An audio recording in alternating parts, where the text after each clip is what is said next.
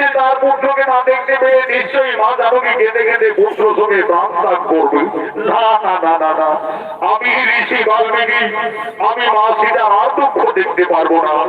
যোগী বাল্মীকি লোককে না দেখতে পেয়ে লোভের সময় আরেকটি সন্তানের মনে সৃষ্টি করছে।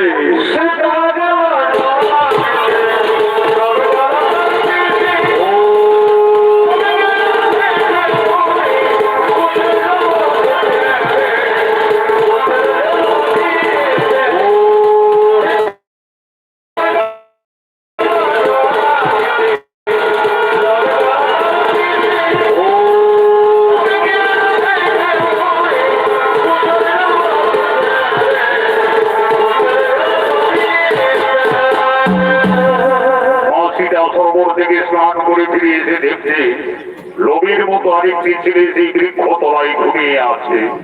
বাবা!